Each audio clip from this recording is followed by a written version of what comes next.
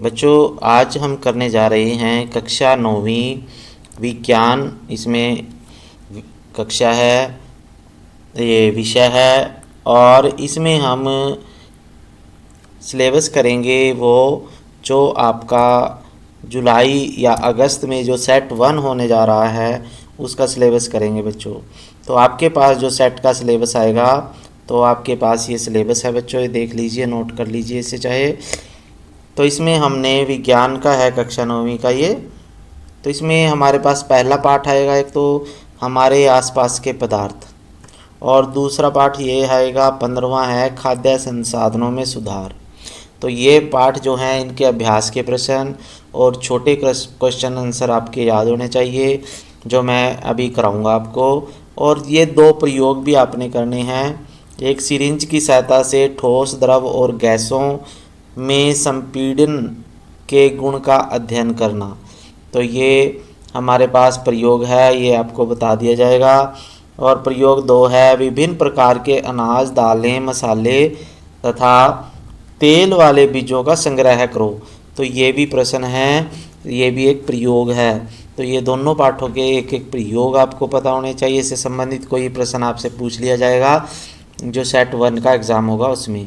तो बच्चों ये 2 लेसन हैं जो आपके मई महीने में आपने करने थे, और जो जुलाई का जो एग्ज़ाम होने जा रहा आपका सेट 1 जुलाई के लास्ट वीक में ये एग्ज़ाम हो जाएगा। तो ये आपने तैयारी करनी है। तो अब हम चलते हैं आगे, पहला पाठ कर लेते हैं पहले, हमारे आसपास के पदार्थ। तो इसके अभ्यास के प्रश्न उत्तर कर लेते हैं पहले। तो ये है हमारे पास पहला पाठ है, पाठ का नाम है बच्चों हमारे आसपास के पदार्थ या मैटर्स इन आवर सराउंडिंग। ये पहला पाठ है, इसके हम अभ्यास के प्रश्न उत्तर पहले करेंगे, फिर उसके बाद छोटे क्वेश्चन आंसर करेंगे जो दूसरी वीडियो में करेंगे, नहीं तो पहली एक ही वीडियो लंबी हो जाती है बच्चों। तो इसमें मैं आपको सेट 1 के दोनों लेसन करा दूंगा बच्चों। तो चलिए करते हैं। तो सबसे पहले है हमारे पास पाठ्य पुस्तक के प्रश्न उत्तर हैं बच्चों पहले ये। तो ये देख लीजिए, पाठ्य पुस्तक के प्रश्न है ये। तो पहला प्रश्न है आपके पास, निम्नलिखित में से कौन से पदार्थ, जैसे कुर्सी, वायु, स्नेह, गंध, इनमें से हमने छांटने हैं कि कौन से पदार्थ हैं। तो पदार्थ वो होते हैं बच्चों जिसमें कोई ना कोई भार हो जो स्थान घेरे। तो इनमें से जो है कुर्सी है, वायु है, बादाम है, शीतल पेय यानी कोल्ड ड्रिंक्स आदि पदार्थ हैं क्योंकि ये स्थान घेरते हैं और इनका द्रव्यमान होता है बच्चों। तो ये आपने करना है। फिर क्योंकि स्नेह हो गया, गंध हो गई, घृणा, प्रेम, ये सारे जो होते हैं मन के भाव होते हैं, इनमें ना कोई वजन होता है ना ये स्थान घेरते हैं बच्चों। तो ऐसी वस्तुएं जैसे वायु है, पानी है, द्रव या ठोस वस्तुएं जो हैं जो स्थान घेरती हैं वो आएंगी बच्चों। फिर उसके बाद आपके पास दूसरा प्रश्न है बच्चों, निम्नलिखित प्रेक्षण के कारण बताएं। जैसे गर्मा गर्म खाने की गंध कई मीटर दूर से आपके पास पहुंच जाती है, लेकिन ठंडे खाने की महक के लिए आपको उसके पास जाना पड़ता है। यानी जब खाना गर्म होता है तो उसकी महक जो होती है दूर चली जाती है, दूसरे कमरे तक चली जाती है। तो इसका क्या कारण है?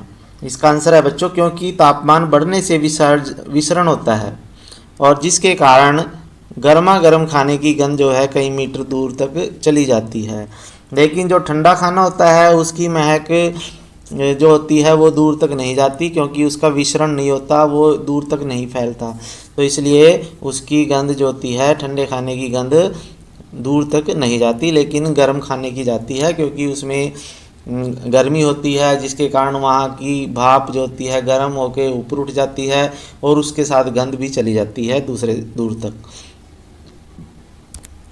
फिर दूसरा प्रश्न है आपके पास, तीसरा प्रश्न आता है। तो तीसरा प्रश्न देखिए बच्चों, स्विमिंग पूल में गोताखोर जो है पानी को काट पाता है जबकि पदार्थ का कौन सा गुण ये प्रेक्षित करता है। यानी जब गोताखोर होते हैं जो स्विमिंग पूल में स्विमिंग करते हैं तो वो हाथ के साथ पानी को काट देते हैं। तो क्योंकि जल के कणों के बीच जो होती है दूरी होती है अधिक होती है उनके कणों के बीच में, जिसके कारण उनमें संपीड़य का गुण पाया जाता है। इसी के कारण स्विमिंग पूल में गोताखोर जो है पानी को काट पाता है। यानी जो जल के कण होते हैं वो दूर दूर होते हैं, इसलिए वो ज़्यादा संपीड़ित नहीं होते और उनको आसानी से हम हाथ से काट सकते हैं। लेकिन ठोस पदार्थ होते हैं जो, उनमें जो कण होते हैं पास पास होते हैं बिल्कुल ही, और उनको काटना थोड़ा मुश्किल होता है बच्चों। तो इसलिए हम पानी को काट सकते हैं। प्रश्न नंबर 4 है आपके पास। प्रश्न नंबर 4 में देखिए क्या कह रहा है ये, पदार्थ की कौन सी की क्या क्या विशेषताएं हैं। तो पदार्थ की विशेषताएं देखो बच्चों, पदार्थ के कणों के बीच जो होता है खाली स्थान होता है, यानी पदार्थ कोई भी बना होता है उसके बीच कणों के बीच में खाली स्थान होता है। और पदार्थ के कण जो होते हैं, दूसरा है ये, पदार्थ के कण निरंतर गतिशील होते हैं। और तीसरा है, तापमान बढ़ने से पदार्थ के कणों की गतिज ऊर्जा बढ़ जाती है। यानी अगर हम पदार्थ को गर्म करें तो उसके कणों के बीच की दूरी जो होती है, गतिज ऊर्जा जो होती है कणों की, वो बढ़ जाती है, इसलिए उसके कण बड़ी तेज़ी से इधर उधर भागते हैं। फिर है, पदार्थ के कण अपने आप अंतः मिश्रित हो जाते हैं। यानी पदार्थ के कण जो होते हैं एक दूसरे के अंदर मिश्रित हो जाते हैं और पदार्थ के कण एक दूसरे को आकर्षित भी करते हैं और दूर भी धकेलते हैं बच्चों। तो ये चौथा प्रश्न है। फिर उसके बाद है आपके पास अगला पाठ्य पुस्तक के ये भी प्रश्न है बच्चों, ये कर लेते हैं। किसी तत्व के द्रव्यमान प्रति इकाई आयतन को घनत्व कहते हैं। यानी घनत्व बराबर होता है द्रव्यमान बटे आयतन। तो बढ़ते हुए घनत्व के क्रम में निम्नलिखित वस्तुओं को व्यवस्थित करना है। बढ़ते हुए घनत्व में तो सबसे पहले जो होता है चिमनी का धुआं होता है, वो सबसे कम घनत्व वाला होता है, इसलिए वो दूर दूर तक फैल जाता है। फिर उसके बाद वायु, फिर रुई, फिर चौक, फिर जल, शहद और फिर लोहा आता है बच्चों। ठीक है, और ये चौक भी जो है ना बच्चों, ये शहद के बाद में आएगा यहाँ पे। ठीक है, लोहे से पहले जो होता है शहद आएगा। यानी पहले सबसे पहले धुआं आएगा चिमनी का, फिर वायु आएगी, फिर रुई आएगी, फिर जल आएगा, फिर रुई भी यानी जल से के बाद आएगी, फिर शहद आएगा और फिर रुई आएगी, फिर चौक, फिर लोहा, इस तरह से आएगा बच्चों। तो ये आपने ठीक कर लेना है। फिर उसके बाद वेरी इंपॉर्टेंट प्रश्न है बच्चों, ये प्रश्न नंबर 2। तो ये सभी बच्चे ज़रूर करेंगे याद। ठीक है, तो इसमें पदार्थ के विभिन्न गुण आपने करने हैं। तो पदार्थ के विभिन्न गुण करने हैं, तो ये देख लेते हैं। ये अगर आप टेबल याद कर लेते हो तो आपके कई प्रश्न याद हो जाते हैं बच्चों। तो ये टेबल आपने याद करना है, समझ लो। जैसे आपने ठोस, द्रव और गैस में अंतर लिखना है। तो सबसे पहले आकार, जो ठोस का आकार होता है वो निश्चित होता है। जैसे ईंट है, पत्थर है, तो उनका आकार निश्चित है, एक समान रहता है, अपने आप चेंज नहीं होता जब तक उसको तोड़ा ना जाए। लेकिन द्रव का आकार निश्चित नहीं होता, ये जिस भी बर्तन में डालते हैं उसी जैसा आकार ले लेता है। जैसे पानी है, पानी को आप कटोरी में डालेंगे, कटोरी के आकार जैसा हो जाएगा, गिलास में डालोगे तो गिलास जैसा हो जाएगा। लेकिन ऐसे ही गैसों का आकार जो होता है निश्चित नहीं होता, बस ठोस का आकार निश्चित होता है।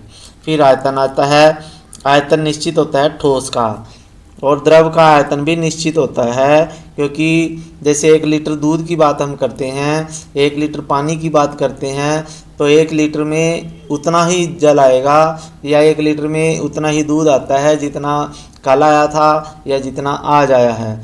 यानी वो चेंज नहीं होता बच्चों। लेकिन जो गैस होती हैं उनका आयतन निश्चित नहीं होता बच्चों।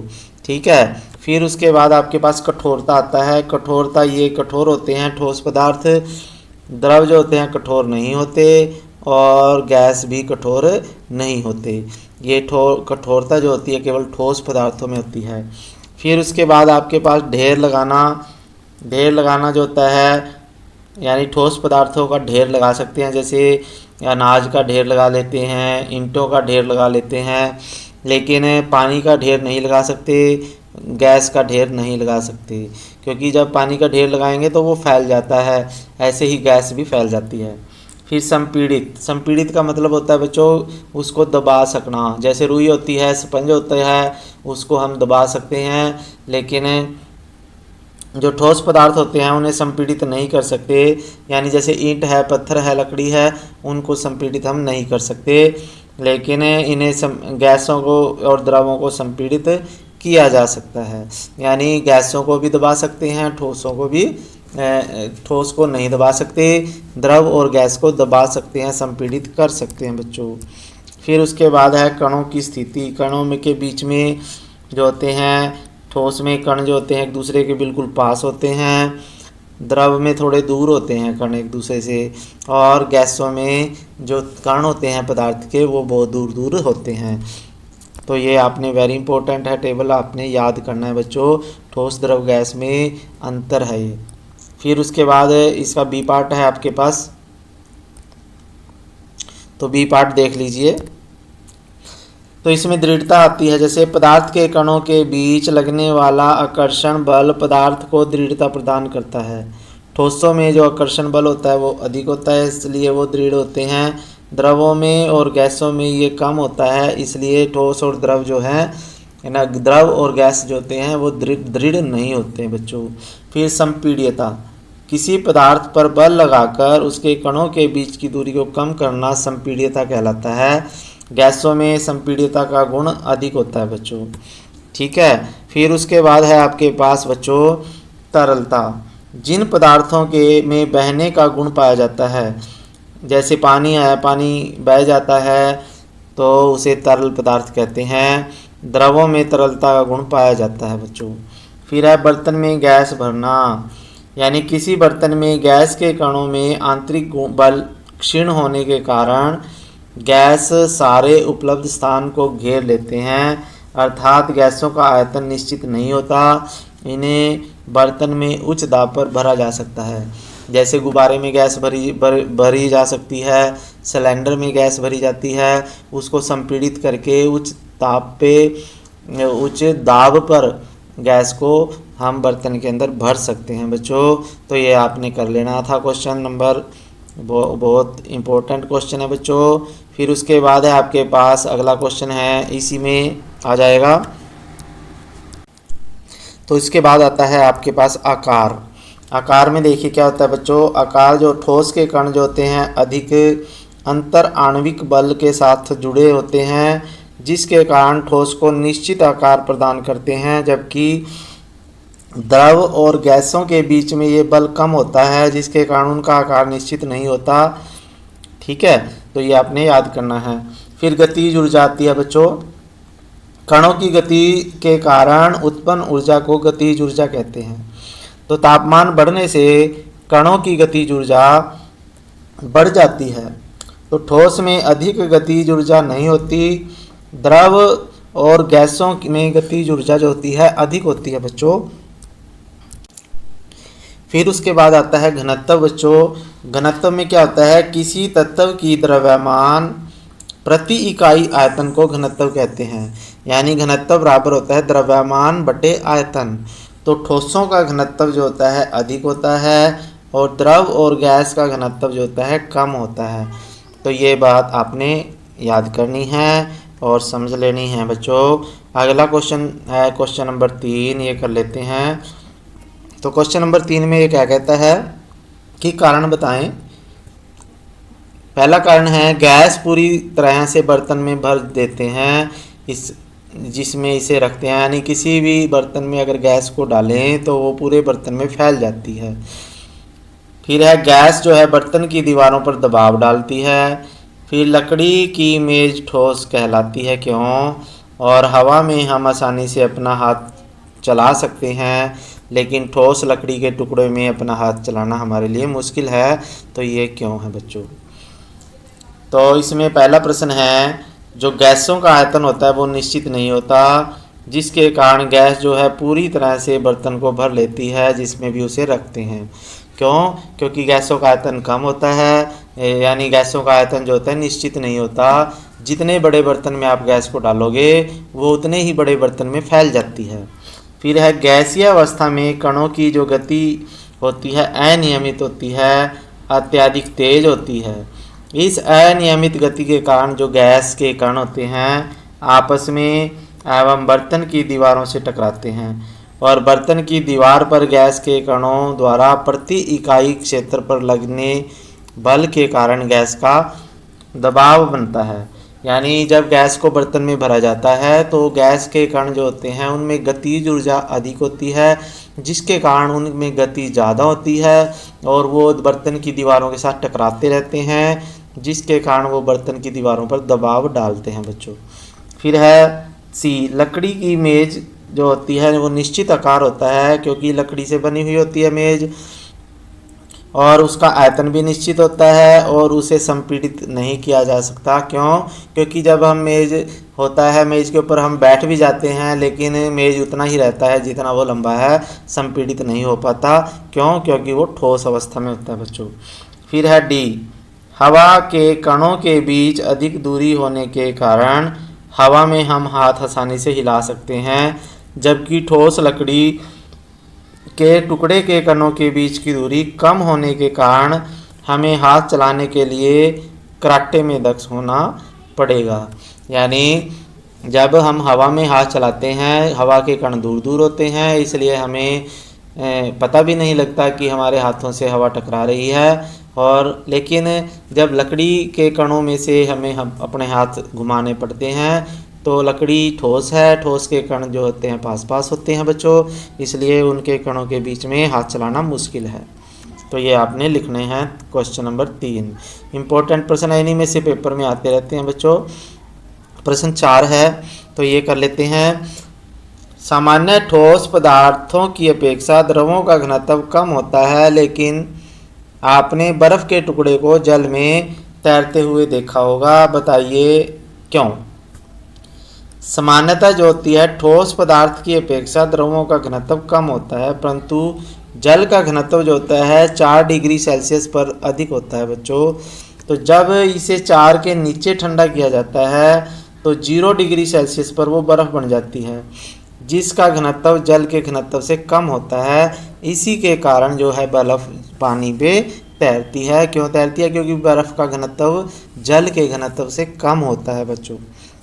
तो अगला प्रश्न है आपके पास, ये भी पाठ्य पुस्तक के प्रश्न है, ये भी कर लेते हैं। तापमान को हमने डिग्री सेल्सियस में बदलना है। ये केल्विन में दिया गया है, 300 केल्विन या 573 केल्विन। तो इसको डिग्री सेल्सियस में बदलने के लिए हम क्या करेंगे, जब भी हमने केल्विन को डिग्री सेल्सियस में बदलना है तो उसमें से 273 को घटा देंगे तो ये 27 डिग्री सेल्सियस आ जाएगा। फिर उसके बाद आपके पास है ऐसे ही 573 को केल्विन को डिग्री सेल्सियस में बदलने के लिए इसमें से 273 डिग्री घटा देंगे तो ये डिग्री सेल्सियस बन जाता है बच्चों। फिर उसके बाद आपका अगला प्रश्न है, ये कर लेते हैं, क्वेश्चन नंबर 2 है। अब निम्नलिखित तापमान पर जल की भौतिक अवस्था क्या होगी? यानी जब 250 डिग्री सेल्सियस पे या 100 डिग्री सेल्सियस पे जल किस अवस्था में होगा? तो पहला है, जैसे 250 डिग्री सेल्सियस तापमान पर जो जल होता है वो भाप बनकर उड़ जाता है और 100 डिग्री सेल्सियस तापमान पे पानी उबलना शुरू कर देता है, क्योंकि यह जल का क्वथनांक होता है। तो 100 डिग्री सेल्सियस पे पानी जो होता है उबलना शुरू कर देगा और 250 डिग्री सेल्सियस पे वो भाप में बदल जाएगा। फिर उसके बाद आपका अगला प्रश्न है, क्वेश्चन नंबर 3। किसी भी पदार्थ की अवस्था परिवर्तन के दौरान तापमान स्थिर क्यों रहता है? यानी जब भी पदार्थ की अवस्था में परिवर्तन होता है, जब ठोस से द्रव में बदलती है, द्रव से गैस में बदलते हैं, तो उसमें उसका तापमान स्थिर क्यों होता है बच्चों? क्योंकि किसी भी पदार्थ की अवस्था परिवर्तन के दौरान तापमान स्थिर रहता है, क्योंकि अवस्था परिवर्तन के समय पदार्थ को दी जाने वाली ऊष्मा कणों के पारस्परिक आकर्षण बल को तोड़ने में पदार्थ की अवस्था को बदलने में उपयोगी हो जाती है। यानी जब भी हम जैसे ठोस से द्रव अवस्था में बदल रहे हैं, तो ठोस का मतलब है जैसे बर्फ़ है, बर्फ़ को जब हम गर्म कर रहे हैं तो जब उसके अणुओं के बीच में आकर्षण बल को तोड़ने के लिए जो ऊष्मा है उसका प्रयोग हो रहा है, इसलिए उसका तापमान नहीं बढ़ पाता। तो इसलिए जब अवस्था परिवर्तन होता है तो तापमान में वृद्धि नहीं होती। फिर है, वायुमंडलीय गैसों को द्रव के में परिवर्तन करने के लिए कोई विधि बताएं। तो वायुमंडलीय गैसों को किसी बंद बर्तन में बंद करके उसका दाब बढ़ाकर तापमान घटाकर द्रव में परिवर्तित किया जा सकता है। यानी जो हमारे पास गैस होती है, वायु है, वो जल वाष्प हैं, तो उनको किसी बर्तन में डालें, उनके ऊपर दबाव बढ़ाएं और उनका तापमान घटाएं तो वो द्रव अवस्था में बदल जाते हैं। फिर उसके बाद आपके पास अगले पाठ्य पुस्तक के प्रश्न है ये भी, तो ये पेपर में भी आए हुए हैं, पहले 2018 में आया हुआ है जैसे प्रश्न। गर्म शुष्क दिन में कूलर कमरे को अधिक ठंडा क्यों करता है? गर्म और शुष्क दिन में आर्द्रता की कमी होने के कारण वायु सूखी होती है। यानी शुष्क जब पूरी लू चलती है ना, गर्मी होती है, तो उस समय वायु में नमी नहीं होती। तो जब वह वायु कूलर के पंखे द्वारा खींची जाती है तो कूलर में जो मैट पर टपकता हुआ पानी होता है वो वाष्पीकृत हो जाता है और गर्म और शुष्क वायु की गर्मी को अवशोषित कर लेता है, जिसके कारण वायु ठंडी हो जाती है और ठंडी वायु जो है कमरे को ठंडा करती है। यानी जब गर्म वायु जो होती है कूलर के में टपकते हुए पानी से टकराती है तो उस जल को वाष्पित कर देती है और जहाँ भी जल वाष्प की क्रिया होती है, वाष्पीकरण की क्रिया होती है, वहाँ ठंडक उत्पन्न होती है। तो इसलिए कूलर जो होता है कमरे को ठंडा करता है। फिर उसके बाद दूसरा प्रश्न है बच्चों, गर्मियों में घड़े का जल ठंडा क्यों होता है? क्योंकि घड़े में बहुत छोटे छोटे छेद होते हैं जिनके माध्यम से गर्मियों में जल रिसकर वाष्पीकृत होता रहता है और वाष्पन के कारण वह जल जो होता है ऊष्मा ले लेता है और जिसके कारण जो घड़े में रखा पानी होता है वो ठंडा होता है, ठंडा हो जाता है। यानी जब भी वाष्पीकरण होगी, जल का जल वाष्पीकरण होगा तो ठंडक पैदा होती है बच्चों। फिर उसके बाद है एसीटोन या पेट्रोल या इत्र डालने पर हमारी हथेली ठंडी क्यों हो जाती है? क्योंकि जो पेट्रोल है, इत्र है, उसको जब हम अपने हाथ में डालेंगे तो उसका वाष्पीकरण हो जाता है और मैंने बताया आपको वाष्पीकरण से ठंडक पैदा होती है। तो जब भी कोई पदार्थ वाष्पीकृत होगा तो वो ठंडक पैदा करेगा बच्चों। फिर प्रश्न 4 है आपके पास, कप की अपेक्षा प्लेट में हम गर्म दूध या चाय जल्दी क्यों पी लेते हैं? यानी जब चाय या दूध कप में होता है तो वो देर से ठंडा होता है, लेकिन जब चाय को हम प्लेट में डालते हैं तो वो जल्दी ठंडी हो जाती है। क्यों? क्योंकि प्लेट की सतह का क्षेत्रफल कप की क्षेत्रफल से अधिक होता है, जिसके कारण प्लेट की सतह से वाष्पीकरण अधिक होता है और वाष्पीकरण के कारण जो होता है चाय या कॉफ़ी जो है जल्दी ठंडी हो जाती है और जिससे हम आसानी से उसको जल्दी पी सकते हैं। ठीक है बच्चों। उसके बाद 5वां प्रश्न है आपके पास। 5वें प्रश्न में देखिए क्या कहता है ये। 5वें प्रश्न में है कि गर्मियों में हमें किस प्रकार के कपड़े पहनने चाहिए? गर्मियों में हमें किस तरह के कपड़े पहनने चाहिए? तो ये है बच्चों, गर्मियों में हमें सूती कपड़े पहनने चाहिए क्योंकि गर्मियों में शारीरिक प्रक्रिया के दौरान कारण अधिक पसीना आता है, जिससे हमें ठंडक मिलती है। जैसा कि हम जानते हैं वाष्पीकरण के दौरान जो होता है द्रव की सतह से कण हमारे शरीर से ऊर्जा प्राप्त कर लेते हैं और ठंडक पैदा करते हैं।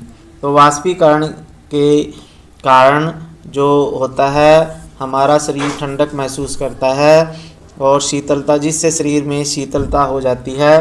तो सूती कपड़े पहनने से जल का अवशोषण अधिक होगा और वाष्पीकरण अधिक होगा, जिससे हमें ठंडक महसूस होती है बच्चों। तो इसलिए हमें गर्मियों में सूती कपड़े पहनने चाहिए। फिर है अभ्यास के प्रश्न आपके पास, तो ये देख लेते हैं जल्दी से। अभ्यास के प्रश्न है बच्चों, निम्नलिखित तापमानों को डिग्री सेल्सियस में बदलना है। तो ये पहले भी प्रश्न आया था, 300 केल्विन को हमने डिग्री सेल्सियस में बदलने के लिए इसमें से 273 घटाना पड़ेगा बस। जब भी केल्विन में तापमान हो उसमें से 273 घटा दो तो वो डिग्री सेल्सियस में बदल जाता है।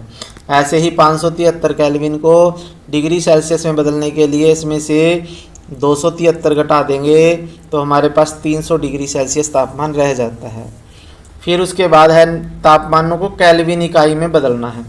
तो जब डिग्री सेल्सियस में हमारे पास तापमान दिया होता है उसको केल्विन में बदलना हो तो उसमें 273 जोड़ देना है बच्चों। जैसे 25 डिग्री में हमने 273 जोड़ दिया तो ये 298 केल्विन हो जाता है। ऐसे 373 डिग्री को केल्विन में बदलना है तो उसमें 273 ऐड करके 646 केल्विन बन जाता है। तो इस तरह से आपने ये करना है प्रश्न बच्चों। कोई भी आए तो उसमें 273 जोड़ना है या घटाना है। फिर तीसरा प्रश्न है, निम्नलिखित अवलोकनों हेतु कारण लिखें।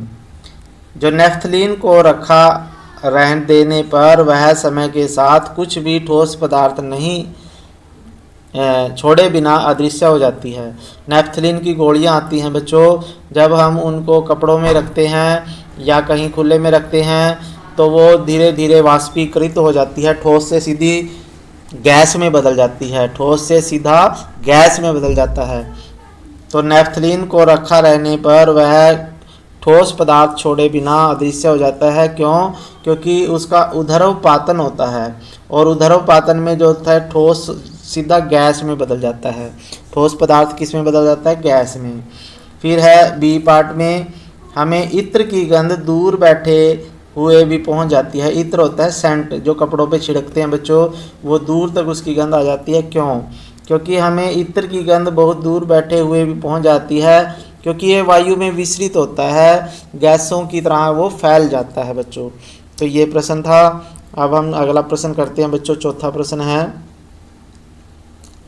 तो चौथे प्रश्न में देखिए क्या कहता है ये, निम्नलिखित पदार्थों को उनके कणों के बीच बढ़ते आकर्षण के कारण व्यवस्थित करना है। तो सबसे पहले जो है ऑक्सीजन, ऑक्सीजन में सबसे कम आकर्षण बल होता है, फिर उससे ज़्यादा जल में आकर्षण होता है, फिर चीनी में। यानी पहले जो होती है आकर्षण बल जो होता है गैस में, गैस में आकर्षण बल सबसे कम होता है, फिर उसके बाद द्रव में होता है और फिर उससे ज़्यादा जो होता है सबसे ज़्यादा ठोस में होता है बच्चों। तो इस तरह से ऑक्सीजन का आकर्षण बल जल से कम है, जल का आकर्षण बल चीनी के आकर्षण बल से कम है बच्चों। फिर उसके बाद पांचवा प्रश्न है, ये देख लेते हैं, निम्नलिखित तापमानों पर भौतिक अवस्था बताएं क्या होगी।